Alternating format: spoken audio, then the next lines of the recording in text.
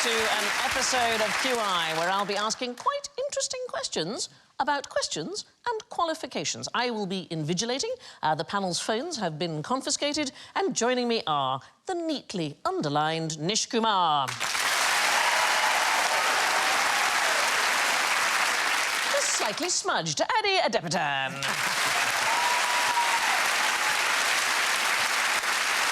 Asking for extra paper, it's Holly Walsh.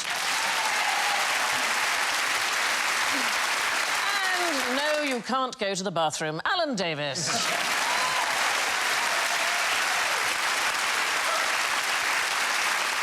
And their buzzers are all asking the really big questions. Holly goes... Where have all the flowers gone? Yeah, it's a good question, right? Yeah. Addie goes... Is this the real life? Is this just fantasy? Nish goes... Is there life on Mars?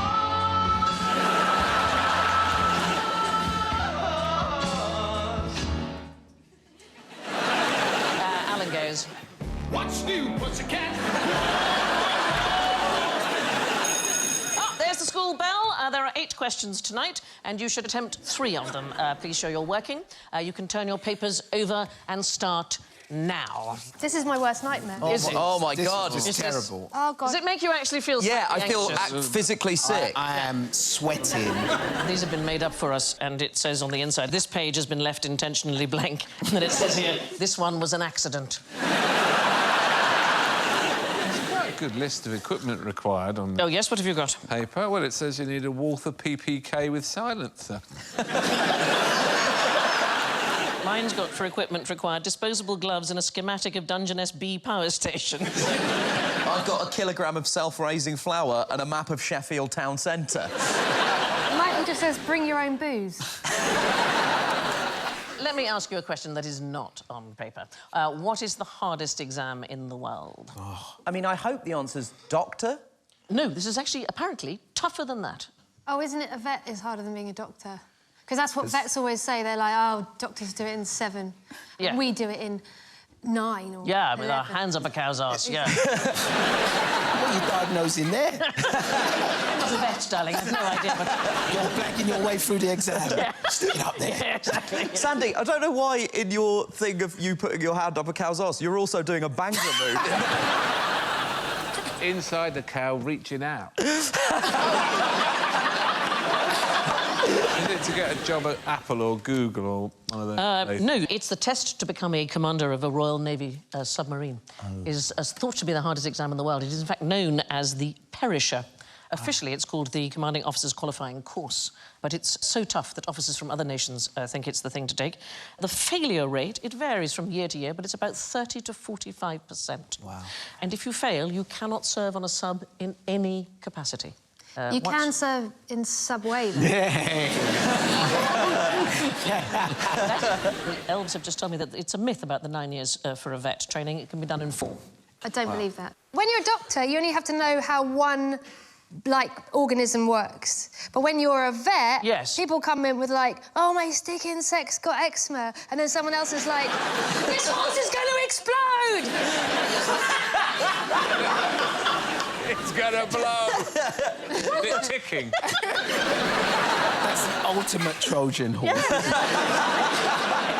Absolutely. It's simple. You just stick your hand up its arse and give it one of these. That's me unscrewing the bomb. I think animals are like cars. They all work the same way, really.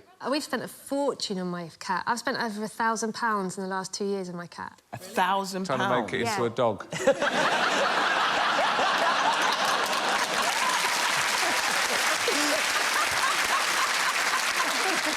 So, what's wrong with the bloody thing, apart from it's a cat? The hard to come by cats, aren't they, after all? You know those bits of elastic that keep chicken legs together like that? It swallowed one of those and it went all through its system, Right. tied up tied it all up. That's why you need to go up Yeah, and go exactly. get it out. Anyway, she died, so that's fine. Oh, my God. Well, I wasn't going to pay £1,000. Come on.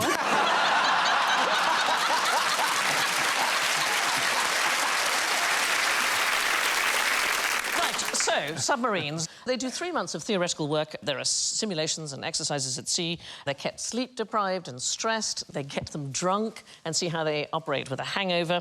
And nevertheless, right on the very last day, you can fail. And if you do fail, you get called into the captain's cabin, you're given a glass of whiskey, and you're escorted to land, and you never serve on a submarine again. At least you get a glass of whiskey. Yeah.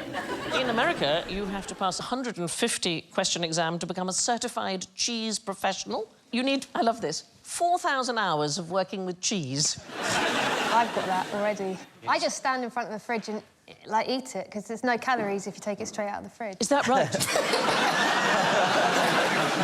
No, there's a reading list of at least 32 books that you have to read. A cheese reading list? Cheese reading list, yes. Is that a sort of health and safety reading list? It's about origins, manufacturing, pasteurising, all of the different elements. I reckon after about 3,000 hours, you get cheese bored.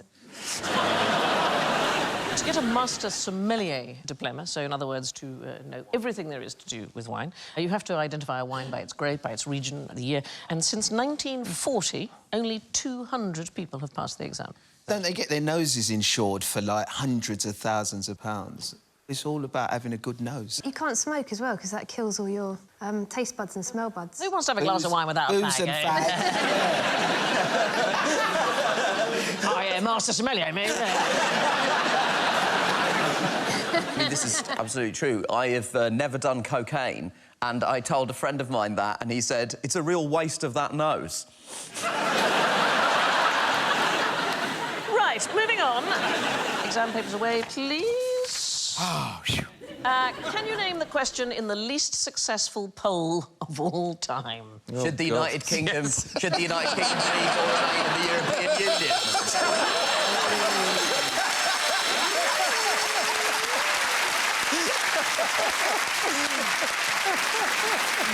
Take that, people on the internet who say I bring everything back to Brexit. It is not that. Not that. Although it is to do with Europe, I can tell you that. So when's the last time there was a massive bust-up with Europe? 1939. Yeah, so the Second World War. There was... That was a bust-up, wasn't it? That was... it was a to-do. It was. Carry on. It was a fracas. We had a poll? There was a wonderful and eccentric scientist called Geoffrey Pike, and he tried to avert World War II using an opinion poll. We tried everything. What he was interested in was having some kind of plebiscite, finding out what the public wanted. And Hitler had frequently relied on plebiscites to gauge opinions, and they were rather fashionable and plausible, and Pike thought that he could sway opinion. So in 1933, the Oxford Union had held a debate in which the student audience had declared they would not fight for king and country, and the press reported that Hitler had taken a very close interest in the result. In 1939, Pike sent 10 specially trained volunteers to Germany to question the populace, to work out how they felt, and then he was going to present Hitler with the detailed findings. And hopefully, he thought it would put Hitler off from going to war. Well, that worked, didn't it? Well, it's such a British idea, because he said he didn't want the men to openly say why they were doing it, so they all went disguised as golfers. And each one interviewed 10 Germans a day, asking whether Germany could win the war. Dressed as golfers? Dressed as golfers, yes. And then Pike wanted to meet them and find out what they were doing, and he thought it was too much to also go as a golfer, so he sneaked in... He went as a sheep. He went as a canary buff, complete with a caged canary. And he had code names. He used to write to his spies as Aunt Marjorie. And they did find the results that they were looking for. Most Germans didn't want to go to war. They were ambivalent about the Nazis, but sadly, it was a bit late. They went in August 1939, and of course, war broke out in the start of September. But don't you love that a man thought, I know what we'll do. We'll go disguised as golfers. Just Sort it out. so random. Yeah. Geoffrey Pike went to the polls to try and prevent Hitler going to the polls.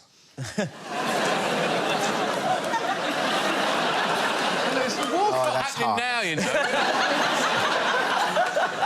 Now, some people are introverts, some are extroverts. What kind of vert are you? I think I'm a bit of both, actually. I think you would be right. I think, as far as we can tell, most people are, in fact, a bit of both. Do anybody know who came up with the idea of introverts and extroverts? Oh, Mr. Vert. Mr. Vert. First name Per.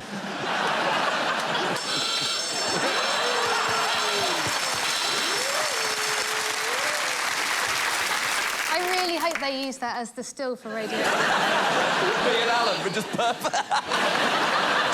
People will be like, I knew it. I knew they'd catch up with them one day. It was Carl Jung, the great Swiss psychoanalyst. Oh, what a Great portrait! glasses. Great. Good, isn't it? I don't know how he could see through them. That's weird. So it's about your motivation. So either you get your motivation from within yourself, and that makes you an introvert, or from your surroundings and your relationships, and that makes you an extrovert. But Jung himself said that introverts and extroverts are the minorities, and we're mostly ambiverts. Ambivert. Ambivert. You're an ambivert. Yeah. You can vert with both hands. Nice.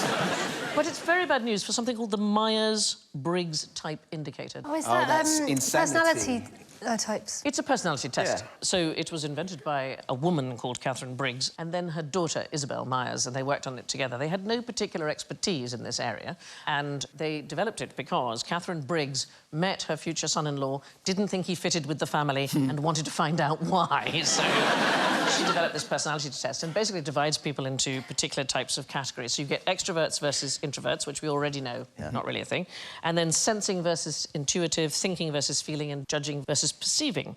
The thing about it is, it's really sort of nonsense, but it is used by HR departments around the world. 2 million people take this test every year in 26 different countries. In the USA alone, 200 federal agencies use it, and it really is ridiculous. It's a bit like the horoscope. You just can't divide the whole world up into 12 categories. Oh, that's classic Libra, that is. My dad was forced to take it at work. I don't know how he managed this, but I think he failed. The guy said I was basically a sociopath, and he told me, my mother and my brother, and we took, in his words, too long to respond. No, Dad! The problem with it is it's too binary. It's an either-or thing that you have to use to determine personality. Ridiculous. It's also self-reporting, so if you think, for example, that you're an extrovert, that is pretty much the result that you're going to come out with. The real problem is that about half the people who take it a second time come out with a completely different result, so it clearly doesn't work. The one I think is most extraordinary is the Minnesota Multiphasic Personality Inventory. It was first written in 1943, and it's been updated a few times, but you basically just have to say true or false, OK? So I'm going to ask those of you who are able, please, will you stand up so that we can see whether you can pass my test here, please. There's a couple of people here dressed as golfers. OK. So, hands on your head for true, hands on your bottom for false. True or false? At times, I have a strong urge to do something harmful or shocking. Oh, my God, everyone put their hands! OK, true or false? I have never indulged in any unusual sex practices.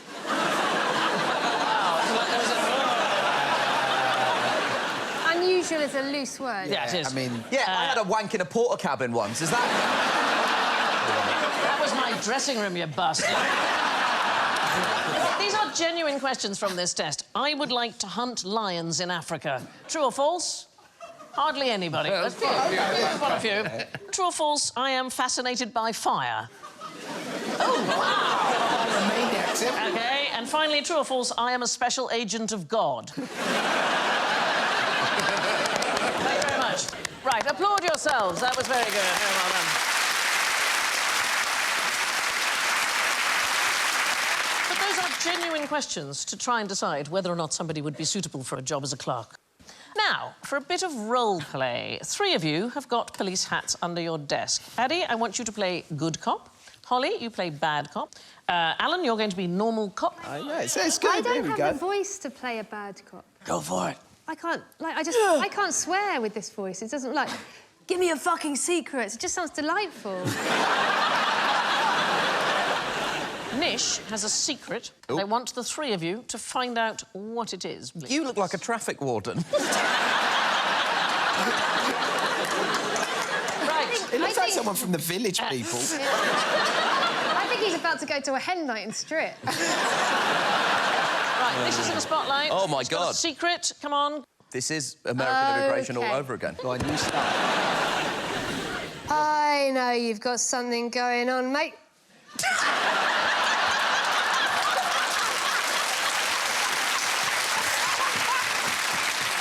Wow. Leave it, you've gone too far.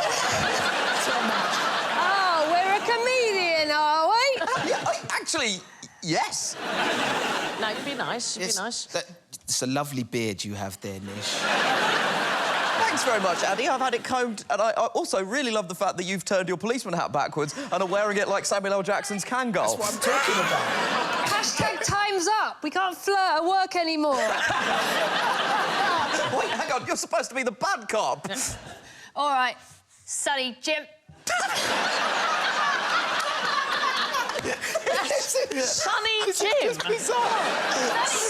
I'm sorry about this, Mr. Kumar. It's an absolute nightmare.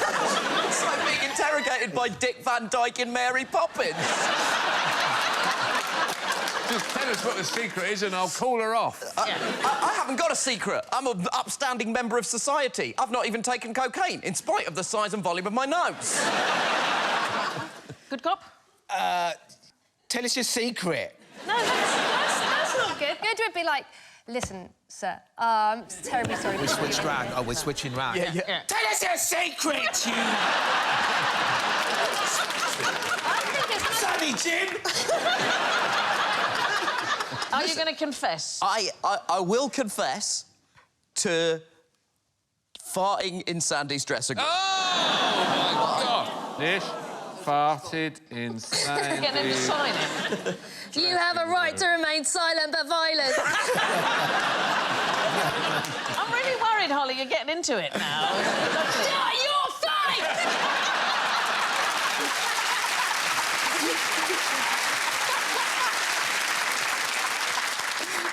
So here's the thing about the good cop, bad cop thing. What we do know is it's a very, very good way, if you want to prize a confession out of somebody, it is not a good means of actually discovering the truth. So somebody will just confess, but it's not... Was it true? So Nish wasn't telling the truth then? No, darling, he's never been allowed in my dressing room. It's been tested by scientists, and they carried out all sorts of experiments to emotionally destabilise their subjects and then try to manipulate them. But it doesn't work. Anyway, good cop, bad cop is not much cop. Why do English paintings have so many squirrels in them? I've never noticed a squirrel. Well, I've seen that one. Are they sort of like symbols for nut hoarding? Is it because they had amazing agents and they just managed to get them in all the big paintings? Like the Kate Moss of Yeah, squirrels. exactly. Yeah. It's specifically 18th century paintings, and there's a possible reason. At the time, it was common to keep squirrels as pets. Apparently, they often walked around with their owners and they would have little chains and that kind of thing. But why would I ask you this question? Where do you think this question has come from? Oh, is this one of the first questions in the citizenship test? This is the one they should have asked instead of, do you want to be in or out of here? Squexit means Squexit. Well, before the internet, people used to go to the library to ask questions, and there's a wonderful list of questions that the New York Public Library has been asked since the 1940s. They keep a record of them. This is one of the questions. Why do 18th century English paintings have so many squirrels in them? And there was a follow-up question. How did they tame them so they wouldn't bite the painter? I like these other questions. Where can I rent a guillotine? I don't want to buy one. Yeah. I don't want to borrow one. I'm prepared to pay a reasonable hire fee. Used once. And sometimes the questioner could write back. This one is from 1967. The question, what is the natural enemy of a duck? The librarian, what do you mean? Reply, well, a whole flight of them landed in my pool and I have waved a broom at them, but all they do is look at me and quack. I thought I could introduce the natural enemy into the pool area. Surely the natural enemy of the duck is some small pancakes and hoisin sauce. No, it's a dog with a canoe. The library continues this service. They receive about 30,000 calls a year, and they can even outfox the experts. They were asked, could you tell me the thickness of a US postage stamp with the glue on it? And the library replied, sorry, we couldn't tell you that quickly. Why don't you try the post office? And they got the reply, this is the post office. 1967, they got a call from a woman saying, when you meet a fellow and you know he's worth $27 million and you know his nationality, how do you find out his name? And now Now, to really test who's qualified for the job, we come to the question of general ignorance. Fingers on buzzers, please. What's the best thing for an exhausted bee? Nish. Honey? Addy. What do you reckon, Addy? Sugar water?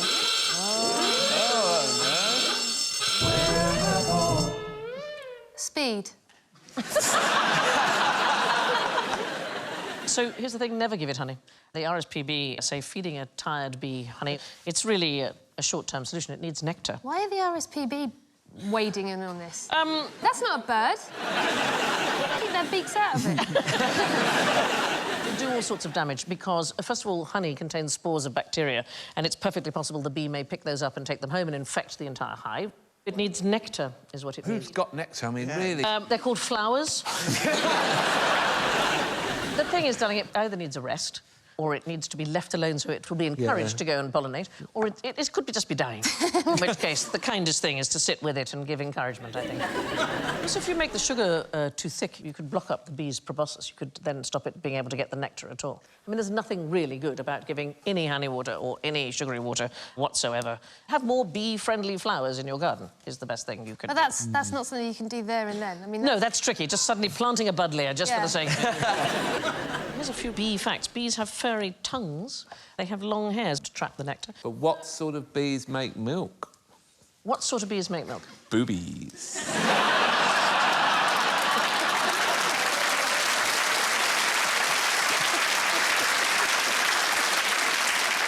I try all series to raise the toe. Sorry. Boobies.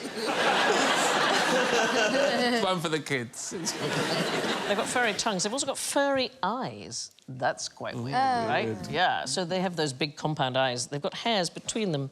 They grow at the intersection of the lenses. What I particularly love about bees, they can really take their alcohol. OK, so scientists fed them pure ethanol, and they can drink the human equivalent of 10 litres of wine in a single sitting. Wow. Yeah, I know. Give it up for the bee. come on, we've all done that when we've been dumped. The best thing you can do for a bee is stock your garden full of flowers. What do bears do in winter? Shit in the woods.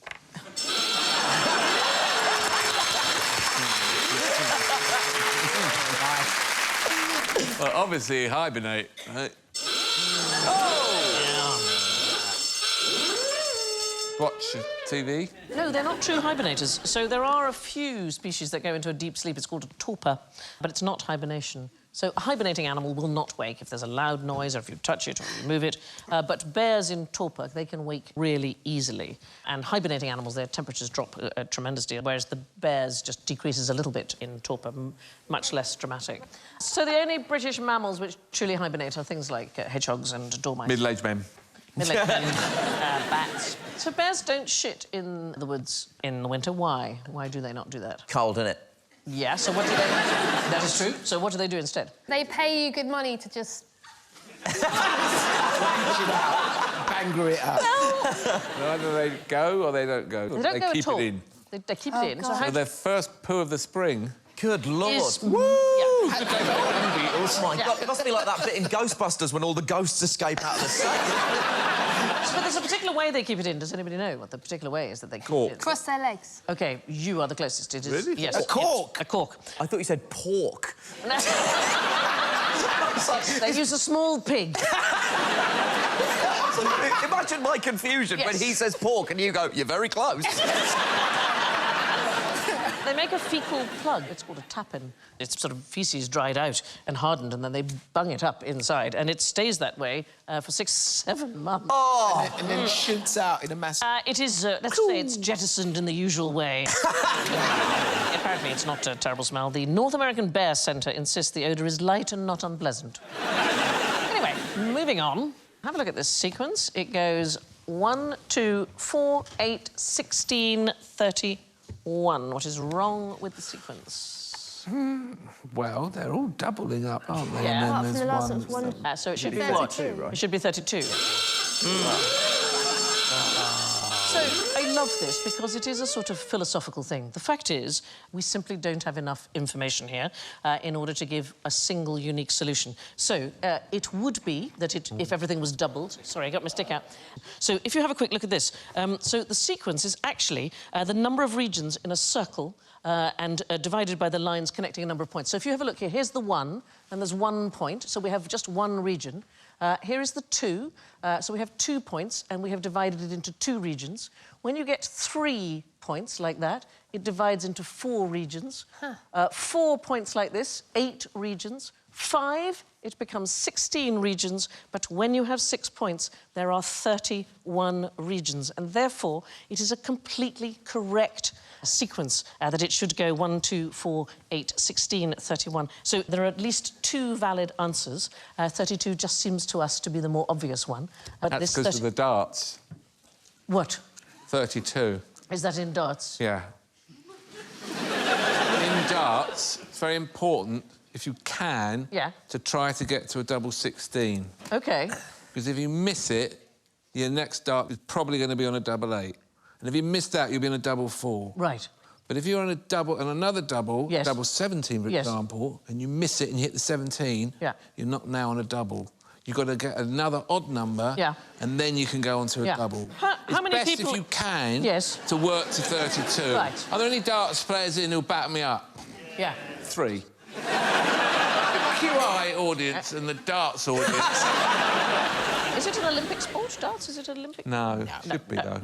Anyway, I really, really like that we just didn't know enough to say what comes next, so it's a nice QI philosophical point. 1, 2, 4, 8, 16, 31 is a perfectly sensible answer as long as you're asking the right question. If you hold your breath underwater, what is it that makes you want to come up for air? I mean, the obvious thing is lack of oxygen. To breathe. That it's not lack of oxygen. Too much carbon dioxide. It is too much. It's the, yeah, exactly right. So, yes. It's our body sensing an excess of carbon dioxide, not a lack of oxygen. You can actually last more than twice as long as the CO2 reflex makes us think. So competitors of something called static apnea is an inexplicable thing you do, lying face down in the water and holding your breath. They learn to completely ignore this reflex, and they force themselves to stay underwater until their oxygen has genuinely run out, rather than coming up when your internal CO2 sensors go off. So there's a guy called Branko Petrovic of Serbia. He currently holds the static apnea record. Imagine this. He's lying face down in the water. His record is 11 minutes and 54 seconds. Wow. I know, it doesn't sound like it's going to be possible. Why would you do that? It is a proper sport. So here's the thing. If you breathe pure oxygen, first, it forces CO2 out of your body, so you can last longer. I mean, some people consider it cheating, but it is a way of doing it. Alexei Segura of Spain holds the record 24 minutes and 3 seconds. Holding his breath. Can he breathe through his bumhole? Not if he's a bear. No, certainly not if he's a bear.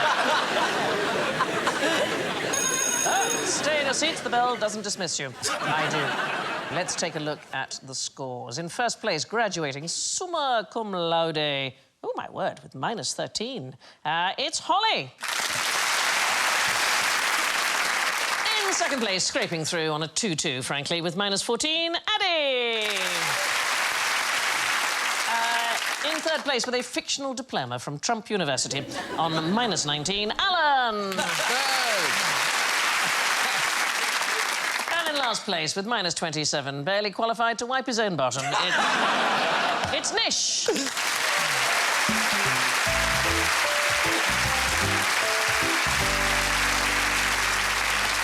Well, that's it for this edition of QI. Thanks to Addy, Holly, Nish and Alan. And I leave you with a quaint thought on qualifications from Rita Mae Brown. Education is a wonderful thing. If you couldn't sign your name, you'd have to pay cash. Good night.